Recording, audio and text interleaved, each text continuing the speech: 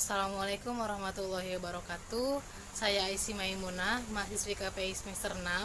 Di sini saya ingin mengumpulkan tugas mata kuliah Manajemen Pengembangan Sumber Daya Manusia Dakwah, yaitu pembahasan tata muka ke-6, evaluasi pendidikan dan pelatihan.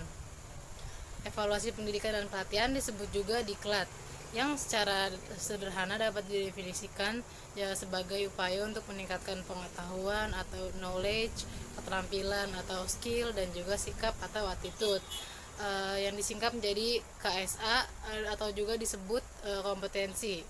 Nah, tujuan dari diselenggarakannya program diklat ini adalah untuk meningkatkan kompetensi atau KSA dari para peserta diklat, yang pada akhirnya dapat digunakan untuk dalam pelaksanaan pekerjaan sehari-hari dengan harapan pelaksanaan tugas dari peserta diklat tersebut dapat lebih meningkat dan optimal.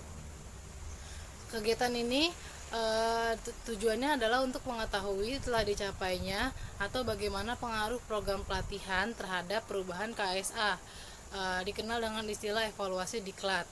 Nah, proses evaluasi ini dilakukan sejak awal perencanaan program diklat, pada saat diklat berlangsung, dan juga setelah selesai seluruh program diklat, atau setelah jangka waktu tertentu sejak peserta kembali ke tempat tugas masing-masing. Proses evaluasi program ini tidak dapat berdiri sendiri-sendiri.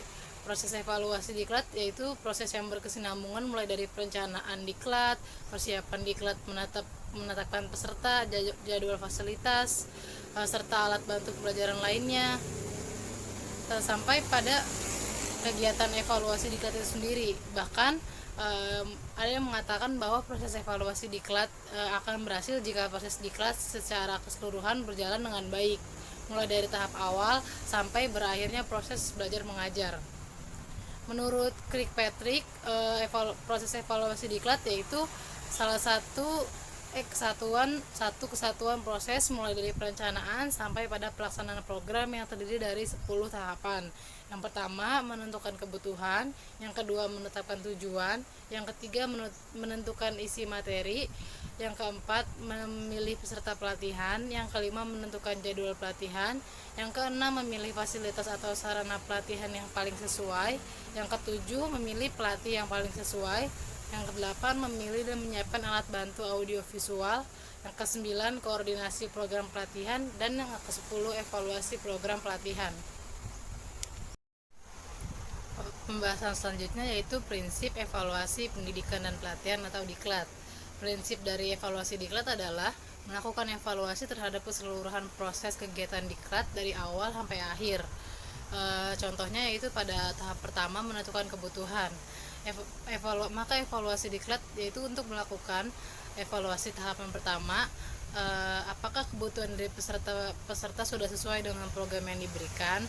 Nah, kemudian tahapan kedua yaitu menetapkan tujuan pelatihan. Evaluasi diklat ini termasuk evaluasi prodiklat yang mampu untuk mengevaluasi apakah penetapan tujuan pelatihan telah sesuai, apakah tujuan pelatihan telah memperhatikan kebutuhan pelatihan. Lalu masuk yang modal evaluasi pendidikan dan pelatihan.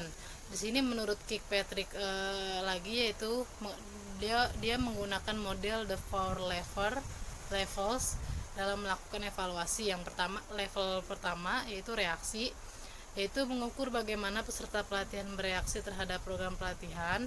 Kemudian level kedua, pembelajaran, mengukur bagaimana peserta pelatihan menerima kegiatan pembelajaran, yaitu apakah peserta telah berubah pengetahuan, keterampilan, dan perilakunya. Lalu level 3, perilaku, yaitu mengukur bagaimana peserta pelatihan telah berubah perilakunya akibat dari program pelatihan yang diikutinya. Lalu terakhir level 4 yaitu hasil, yaitu diukur apabila hasil yang diperoleh karena peserta pelatihan mengikuti program pelatihan, misalnya apakah sudah meningkatnya produktivitas, kemampuan, dan melaksanakan keputusan dan lain-lainnya. Lalu Kirkpatrick mengingatkan bahwa evaluasi level 3 dan 4 tanpa melakukan level 1 dan 2 yaitu adalah sebuah kesalahan. Sebagai contoh, jika pada evaluasi level 3 tidak diperoleh adanya perubahan, sehingga disimpulkan program pelatihan keseluruhan tidak efektif. Selain model 4 level evaluasi dari Kirkpatrick ini. Lalu Jack G. Phillips melengkapi menjadi level 5, yaitu melakukan evaluasi diklat dari sisi tingkat pengembalian diklat, atau bisa juga dikenal dengan istilah return on training investment, yaitu mengukur manfaat diklat dibandingkan dengan biaya-biayanya.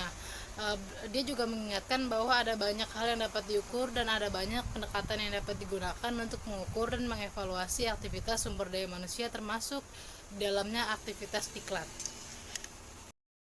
Kemudian pembahasan selanjutnya pelaksanaan evaluasi pendidikan dan pelatihan, yaitu menurut pendapat Jack L. Phillips tadi, pelaksanaan evaluasi diklat dapat dilakukan dengan 4 tahapan, yaitu perencanaan evaluasi, yang kedua pengumpulan data, yang ketiga analisis, dan keempat pelaporan. Yang pertama, perancangan evaluasi. Pada tahap perancangan evaluasi ini diperlukan memperhatikan tujuan dari program diklat yang hendak dievaluasi, sehingga jadi dasar untuk merencanakan rencana evaluasi. Lalu masuk ke yang kedua, pengumpulan data. Pada tahap ini, seorang evaluator program diklat mengumpulkan data-data yang relevan untuk evaluasi sesuai dengan rancangan dan tujuan dari evaluasi diklat itu sendiri. Lalu masuk yang ketiga, analisis dan evaluasi data. Setelah direncanakan dengan baik dan data diperoleh secara lengkap dan akurat, proses berikutnya adalah melakukan analisis data, evaluasi data. Perencanaan diklat yang baik akan membantu menetapkan jenis data yang diperoleh, sehingga analisis data akan semakin mudah. Dalam analisis dan evaluasi data ini perlu dipertimbangkan data-data yang relevan dan yang tidak relevan. Selanjutnya masuk yang terakhir, pelaporan hasil evaluasi diklat. Secara umum, pelaporan evaluasi diklat yaitu melaporkan seluruh kegiatan yang dilakukan selama proses evaluasi, mulai dari perencanaan sampai dengan kesimpulan dan tindak lanjut.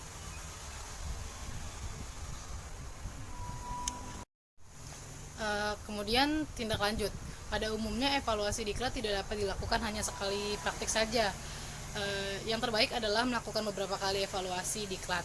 Hasil evaluasi diklat ini perlu ditindaklanjuti dan selanjutnya dilakukan evaluasi diklat kembali untuk melakukan analisis dan evaluasi diklat selanjutnya dengan memperhatikan data dan hasil analisis evaluasi diklat sebelumnya. Lalu yang terakhir, penutup. Evaluasi diklat adalah sebuah evaluasi komprehensif untuk menilai keberhasilan program diklat, khususnya berkaitan dengan keberhasilan dalam mencapai tujuan pembelajaran atau tujuan diklat. Evaluasi diklat tidak hanya melakukan evaluasi terhadap data dan informasi setelah seseorang melakukan pengikutan program pelatihan, akan tetapi evaluasi diklat juga mengumpulkan dan melakukan analisis terhadap data dan informasi sebelum peserta didik mengikuti program diklat ini, selama mengikuti program diklat dan juga setelah mengikuti program diklat, bahkan selama periode-periode selanjutnya setelah selesai diklat. Kemudian perancangan pelaksanaan evaluasi diklat sangat penting untuk mencapai keberhasilan evaluasi diklat, apa yang hendak dievaluasi, dan bagaimana cara melakukan evaluasi data dan informasi apa saja yang dibutuhkan untuk analisis.